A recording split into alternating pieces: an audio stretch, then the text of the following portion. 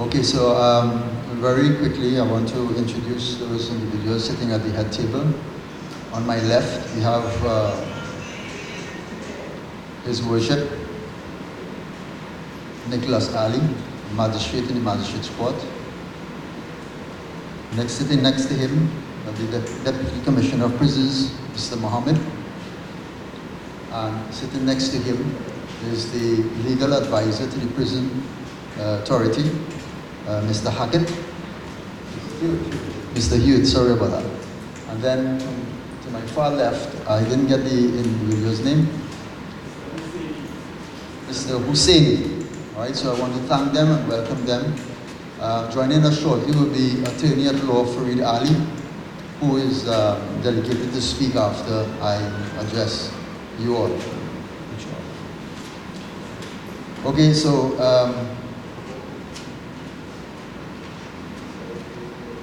today is a very important day, not for just those who are seated here today and those at the head table, but also a very important day for those persons who are incarcerated in our prison systems. And all of us here have homes, right? Either we own a home or we rent an apartment of some sort. And you know, oftentimes we look through our windows. Do we do that often? Like in the morning when you wake up, you look through your window and you look outside to see what there is and so on. And many of us, we see lovely things. Trees, birds, butterflies, flowers in the garden. Some of us see traffic. Some of us see garbage right outside their windows, stench coming out from their communities. What this says is that each one of us has a different view to the world.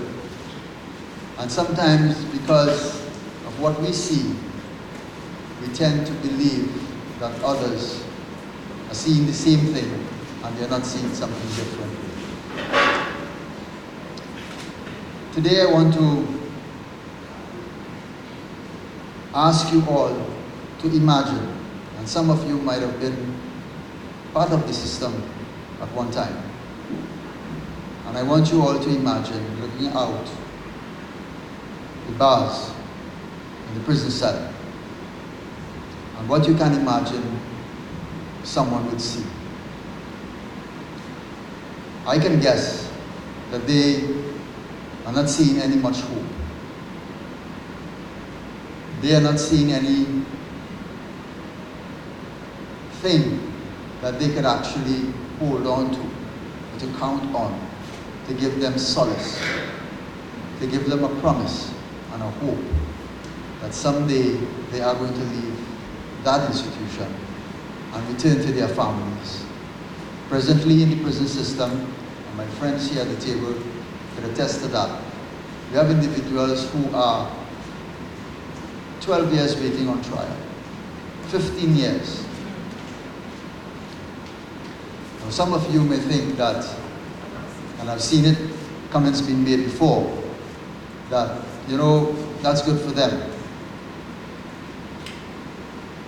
They should stay in there and rot. They should stay in there and die. But none of us are in that situation. And we have a saying, you know, who in the kitchen is feeling heat.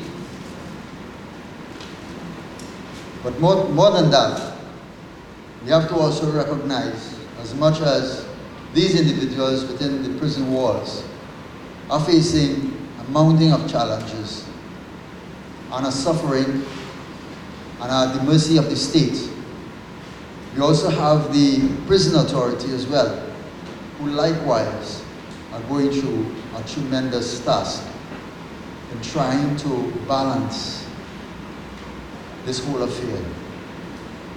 And it's a very daunting task. I don't admire the position that the commissioners hold in this regard. And I can just imagine the amount of challenges and problems that they are faced with on a daily basis. which is really, and should be asked the question, is it a fault of theirs? Or is it the fault of someone else? Who it is can we blame?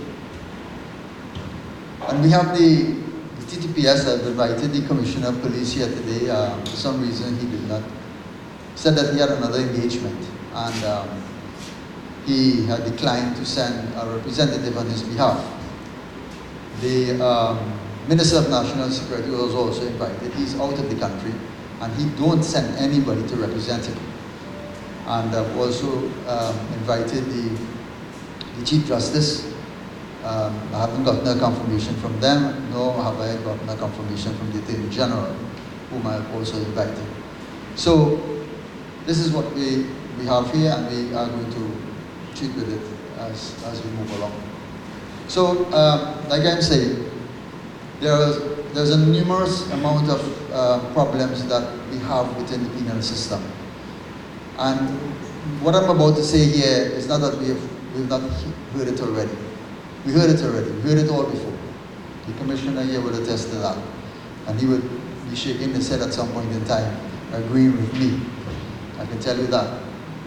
But what I'm hoping that could happen, and this is why we had formed the United Prison Movement, so that we could bridge that gap and communicate in the right and proper way in solving these issues that we are facing us today.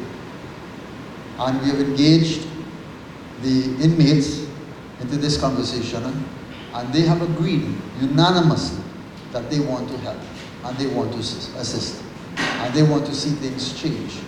Not for just them and their families, when their families come to the prison to visit, but also for the prison system as well, right? Our prison system ought to be carrying a good image.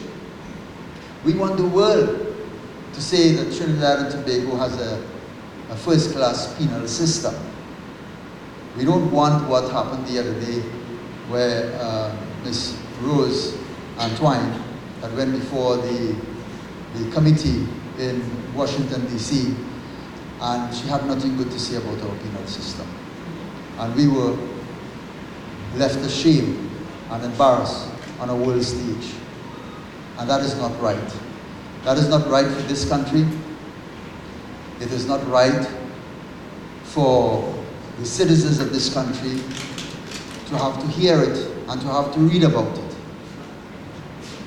And one of the reasons why this movement was formed was to connect with these other institutions and other agencies of the state so that we can fix this problem once and for all.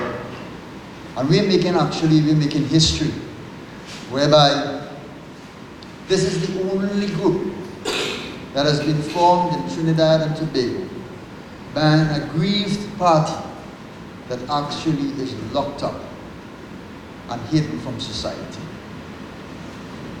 We are creating history today.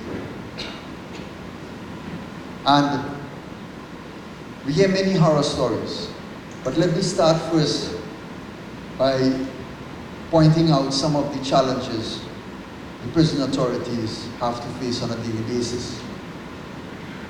We have the use of cell phones in the prison, and that has been proven to be a grave challenge for them. And not that they don't know who have these cell phones. They know. But they allow it. And they allow it to a certain point because they themselves perhaps know that that's the only connection that these individuals have to what is seen. The only connection that they have to anything that could represent love and affection and a connection with their families. Sometimes I ask the question, why do we make a big fuss about family relations in the fight against negatives in our society when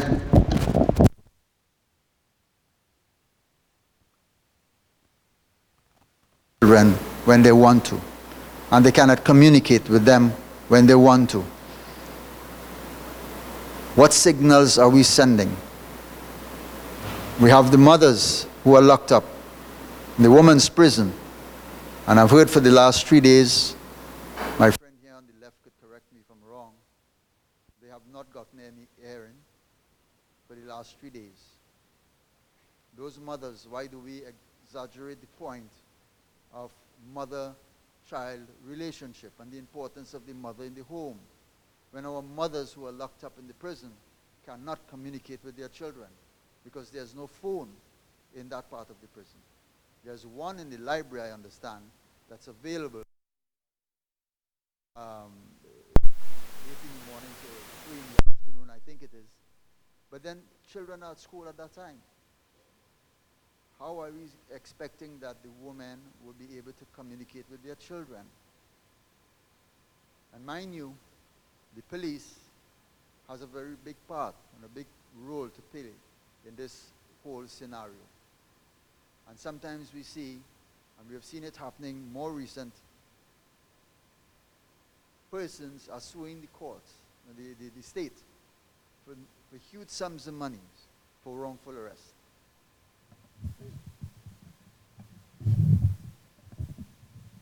Thank you. For huge sums of money for wrongful arrest. And the taxpayers have to bear that burden. What is happening here? Why are the police not doing proper investigations and making sure that the persons they're about to charge is indeed guilty of the crime that they're about to charge them for? Why are we locking up innocent people? The people who are being locked up, they're poor. Their families have to find monies to secure their bails. And we know how the bail system is in this country. No bailer is taking less than $20,000 for a simple bail. That's persons who are on surety to be approved by a justice of the peace. Where the family is going to get $20,000 from? And I'm talking about a bail of $85,000. That's the kind of money we're looking at. Above that, $100,000 and above, we're looking at way past that figure. Where the families are going to find the monies to pay for legal representation. That is indeed putting a burden on the citizens of this country, on the poor class in this country. We're ripping families apart.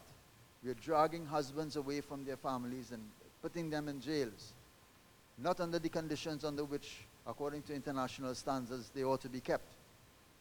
What is that creating in the minds of these individuals? Are they becoming good individuals inside a prison?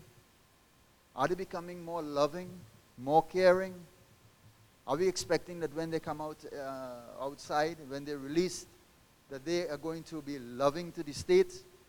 They're going to love the police officer on the street? They're going to care what happens to the system and care what